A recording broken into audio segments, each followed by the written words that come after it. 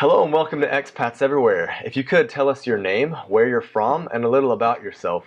Hi, my name's Jordan. I'm from Canada originally. I've been abroad for 9 years. I'm currently living and teaching in Bogotá, Colombia. Oh, that's awesome. Well, what countries have you worked in? I have worked in South Korea, in Kuwait, and now here in Colombia. What is it like working in Colombia?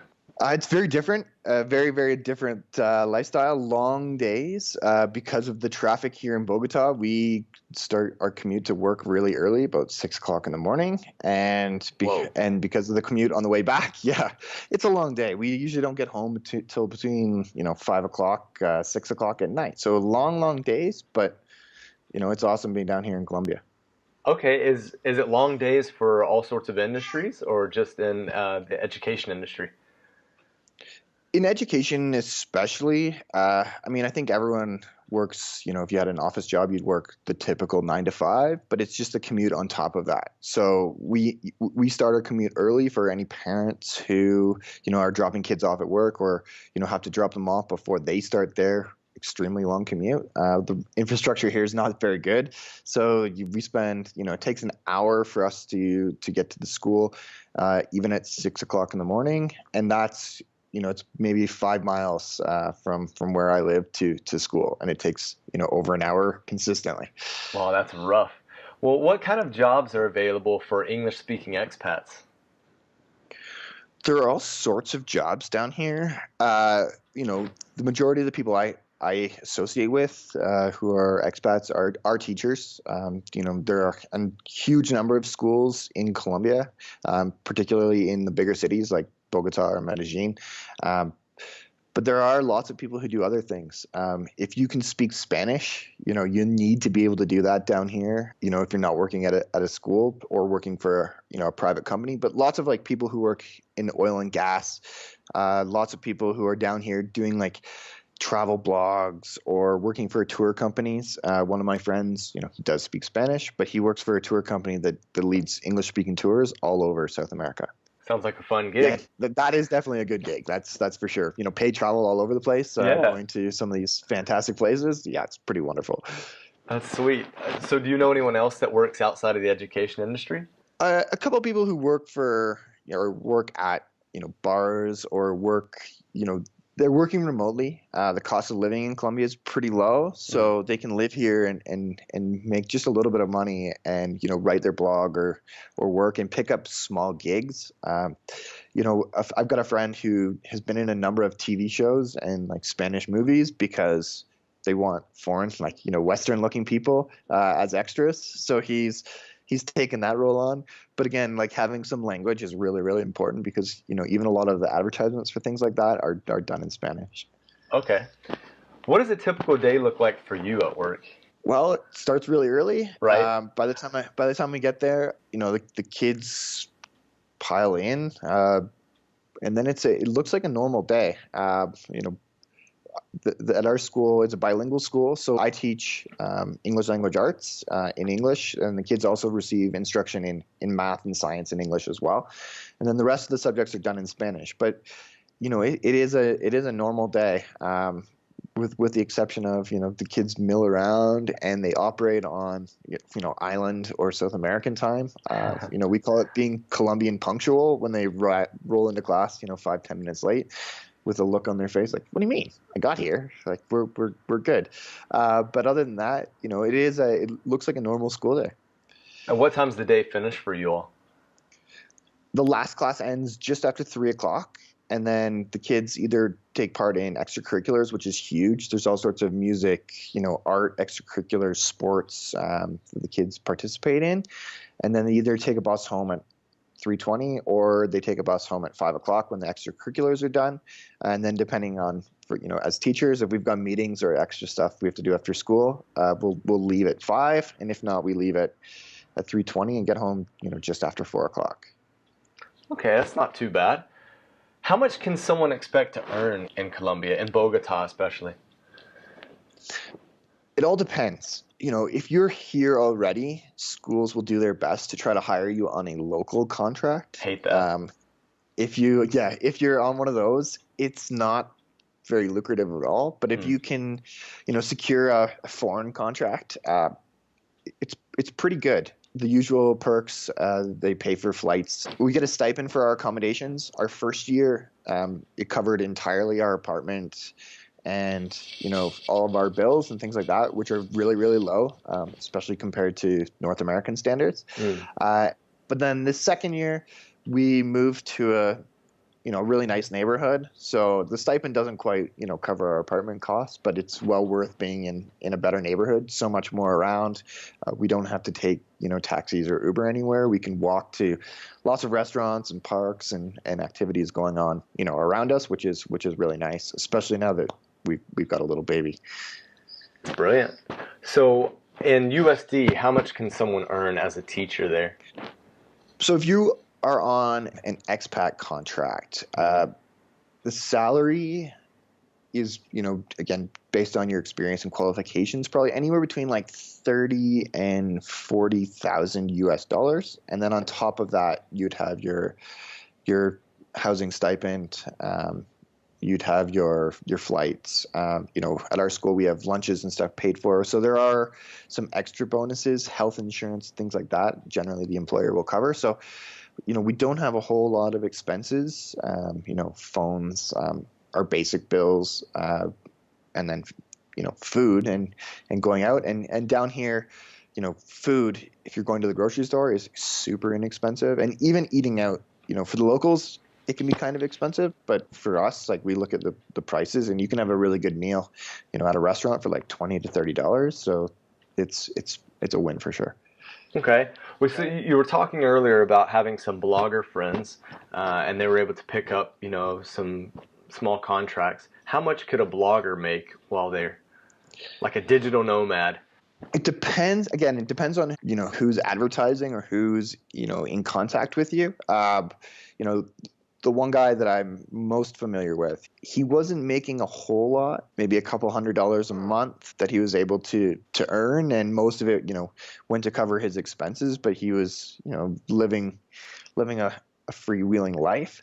But then he's started to, get some traction and get some clicks on his blog. And as a result, like some of the bigger companies, for example, Avianca, which is the Colombian national airline, has picked him up. And because of that, they've asked him to write for them or like write about certain things. So they've covered airline tickets and like flown him around the country, and covered, hotels and things like that. So again, he might not be pocketing a whole lot of money, but he doesn't have a whole lot of expenses. Okay. And he's getting a heck of a life experience.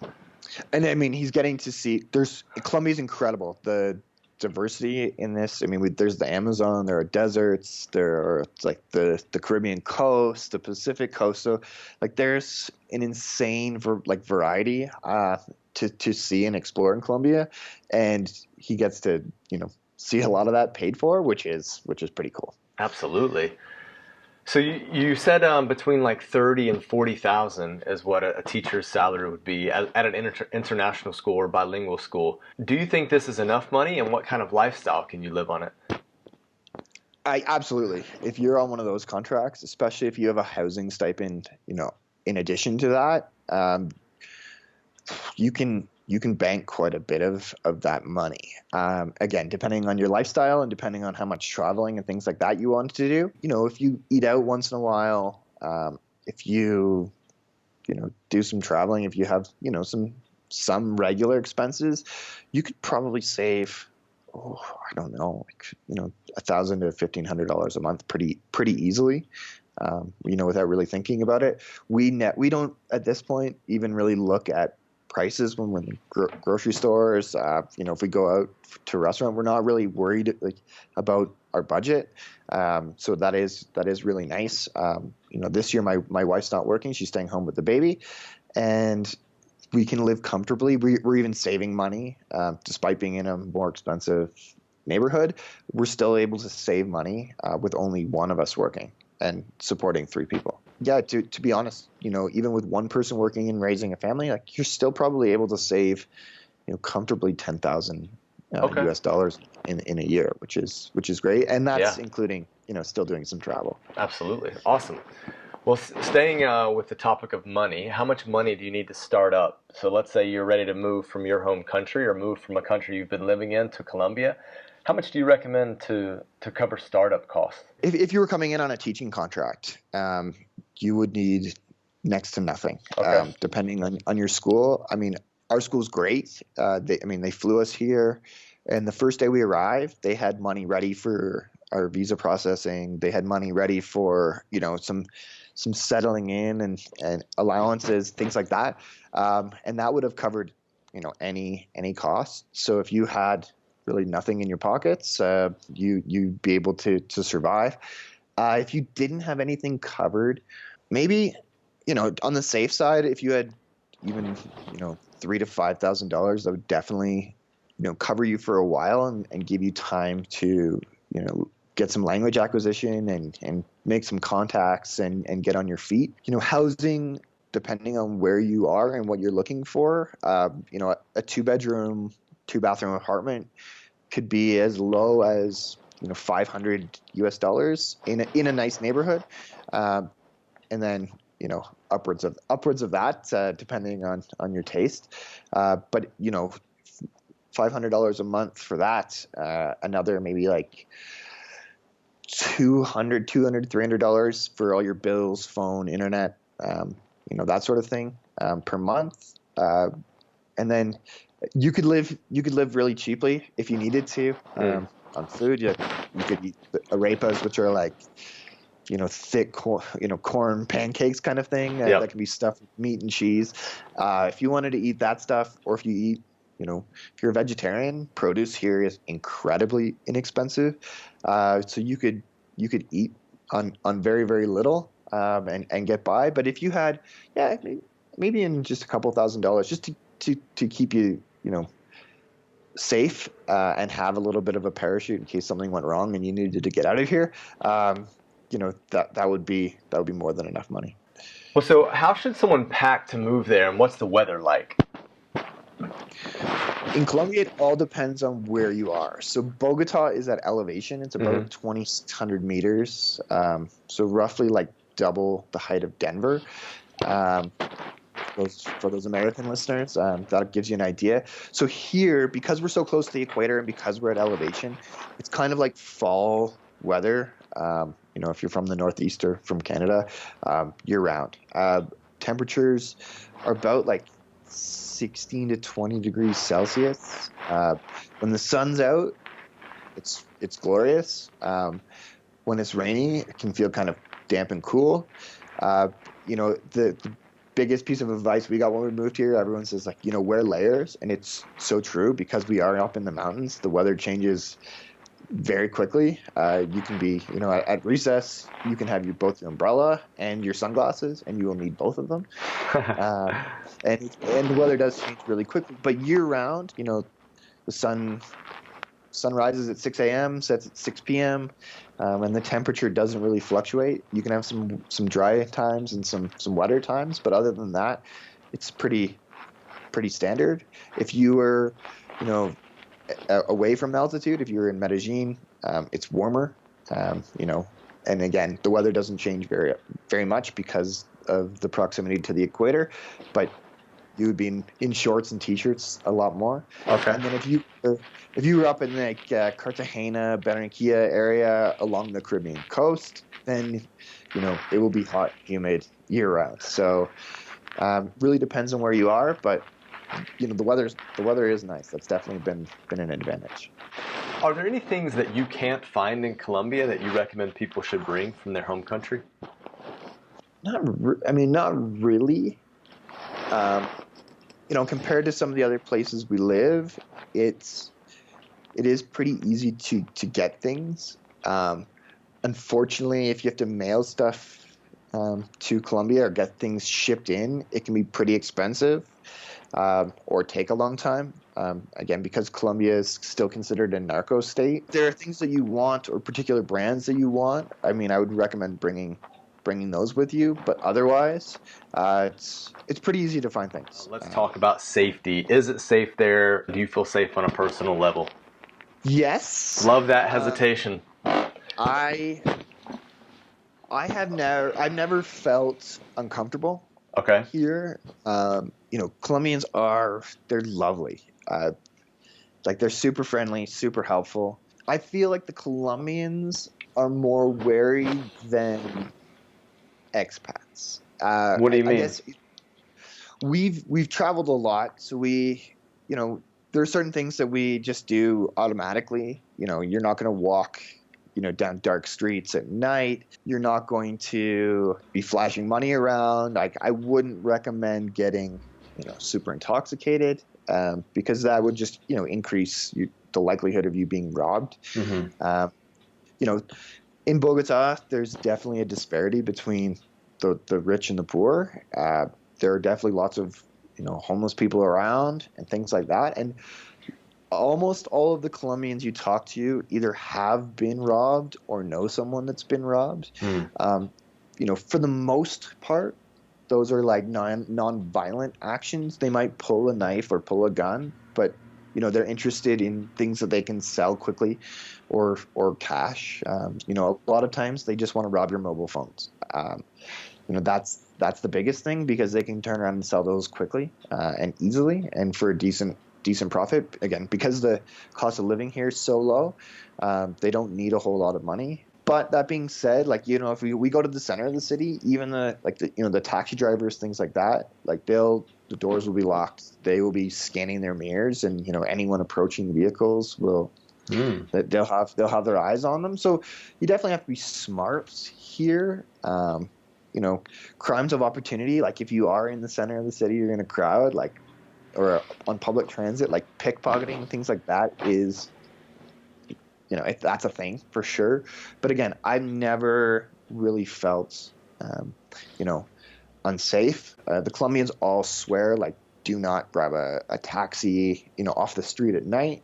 But there are ways around that as well. Like you can use Uber. Even the yellow taxis, they have applications that, you request the taxi, and there's a record of, who picks you up and when. You have to give them a security code when you get in the taxi, to start the fare. Because there is some paperwork, because there's some documentation of, who picked you up and where, that adds a little layer of security, which is great. But no, I've never felt unsafe. Let's talk about, how do you meet up with people? What can you do for fun? What are some things happening in Bogota? There is a lot going on. It is a big city. Meeting people is kind of tricky. When you go out, and Colombians do love to go out, they love to eat, they love to salsa, they love to, have a good time. But generally, when you're out, people go out in large groups, which is really interesting. So Okay. I've heard from a lot of people, it's tough to just go out and sort of break into a crowd. If you go to a bar, a lot of times the Colombians or the local women and things like that, they're there with a group, and they don't really break apart from that group. However, if you have some local friends and you go out with them, like all of a sudden you're one of them, and you're included, and things like that are really easy. If you are out, during football match days, Colombia played Egypt a couple of days ago in a World Cup, tune-up, and everyone across the city, no matter what industry, will be in football jerseys like the day of a game. Like, you definitely know if games are happening. And then, around kickoff, like, you could drive a tank down any of the streets, because everyone is in restaurants and bars. Games are on absolutely everywhere. And if you're out and they're cheering and like supporting, like, again, you're in. That's a great way to get involved. What's the visa process like there? Is it easy to get a visa, and is it a long, expensive process? Well, when we arrived, because the school helped take care of it, our HR was actually incredible. They had the appointments made for us. They, had all the paperwork that we needed. They had all the money that we needed for it. It is a lengthy process in that, when you go, you wait in a long line, and, like a lot of bureaucracies, things take a lot of time. Mm-hmm. But compared to Kuwait, compared to Korea, I got to say the visa process was easier. I mean, I guess that is because we've had, all of that paperwork. We had to switch my wife's visa because she went from a working visa to a spousal visa. We also had to add a visa for our new baby. And all of those weren't overly complicated. In fact, if you are pregnant or if you have a small child, this is the country to be. They have priority lines for everything. And, when we went for our own visas, we waited hours, just waiting, but hours to get processed. When we had our infant son, we couldn't even walk upstairs and they were already calling our number and like, come on over, sit down, like, let's take care of everything for you. And it was pretty smooth. I've never really had to do it on my own entirely, but again, some of the people, the bloggers and some of the other people who came here on their own have done it. And again, it sounds like as long as you have your paperwork in order, it's not, too large a hassle. Okay, so you had mentioned how they treated your wife and son. So this is a good transition to talk about the healthcare. How's the healthcare, and would you feel comfortable getting a procedure done there? Was your son born there? Our son was born here. Okay. There's a public, insurance like that covers everyone. Public healthcare. We haven't had to use that. I've heard it can be a little bit, wait a little bit lengthy, waiting and things like that, unless it's an emergency. So if you have something that's, non-life threatening or non-serious, you could be in for a long wait. If you have private insurance, it's a little bit easier, a little bit smoother, but the healthcare was pretty good. Giving birth here was a bit of an adventure. Again, language barrier was a huge thing for us. My Spanish isn't very good, particularly my, medical Spanish is not very strong at all. We went through the process here, and, after giving birth, when we were in the hospital, like the nurses who spoke zero English, they were lovely, and they did their best to, take care of us and try to communicate with us. Thankfully, like smartphones with translator options and things like that, we were able to, express what was going on. A lot of charades happened, but we were taken care of. As far as the healthcare though, it's great, and you can find English speaking doctors. Our pediatrician is fantastic. Like I would love to have him, anywhere I lived, kind of thing. So, healthcare is affordable here, and it is pretty good. I was pretty impressed when we found out we were pregnant. We thought about moving back to Canada and the United States, but because you won't believe this, but pregnancy is considered a pre-existing condition. We would have had to pay for things out of pocket. So we said, we already have insurance here. We might as well do it. And definitely the cost of the delivery, which, included a cesarean and 3 days in the hospital, I think we paid out of pocket like 150, not even US dollars. That's what it cost us for everything, at the hospital, giving birth. So compare that to what we were quoted in both Canada and the United States, and it was a significant discount, let's put it that way. Yeah, it seems like it'd be an easy decision to just go ahead and stay. Do you think that Colombia and Bogotá especially is a good travel hub? Why or why not? Yes and no. From Bogotá actually has the largest airport in all of South America and is a huge hub for people coming from, various parts of the United States and Canada. We can actually get direct flights from Bogotá to Toronto, and we've had lots of friends come visit. So it's easy to get to, and it's easy to go from Bogotá to destinations all over South America. That being said, I mentioned earlier, you have to fly. Like, it's not safe to drive, through, there's some still guerrilla regions. You can't really drive through the Amazon, things like that. So you do have to fly. And because of that, it is expensive to fly out of Bogotá. When we went to Peru on vacation, and the cost of our flight, to Peru was about what it would cost to fly from Chicago to Peru, or New York to Peru. And the distance is not the same. So it's expensive, but you can get anywhere. Because the airport is huge, it is an easy place to to hit all sorts of destinations from. Yeah, I think that that is something that might catch people off guard, and that's really good advice that you're giving there. Tell us, what are the pros and cons of living there?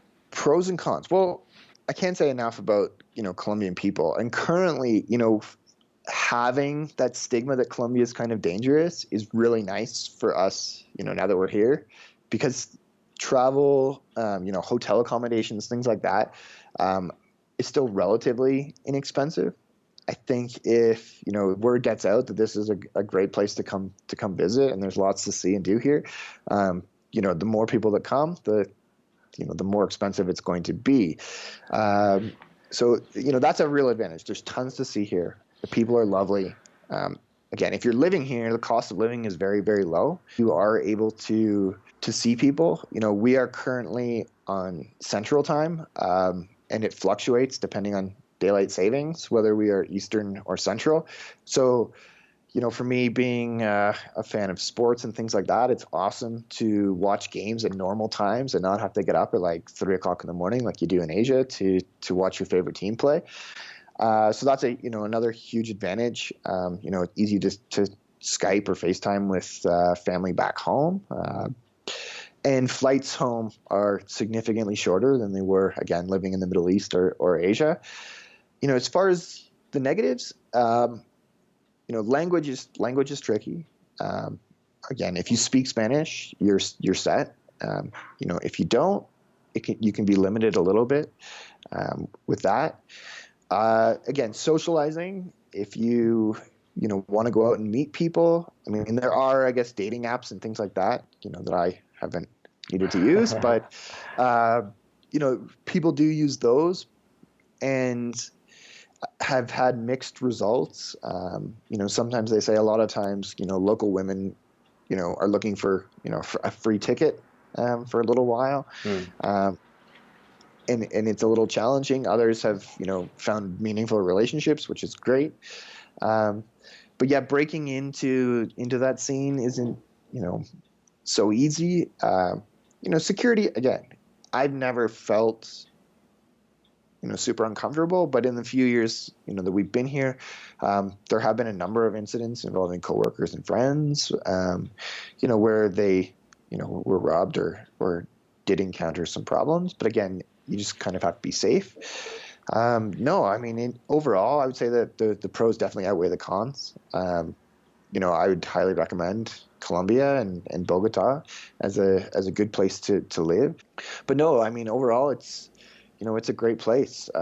We are actually leaving Colombia at the end of the month. We'll have been here for 2 years, moving home to be closer to family and friends. But we will definitely be back because there's so much of this country that we didn't get to see. That's still on our to-do list, and we will definitely be back to go see that, to experience it, and to share it with our son, because he was born here, so he's got in his passport forever, Bogotá, Colombia, born and raised. So it'll be a great chance to show him sort of where it all started for him. Jordan, that's awesome. Listen, we really appreciate you taking your time to meet with us and to talk to us about your living experience as an expat in Bogotá. Appreciate it. My pleasure.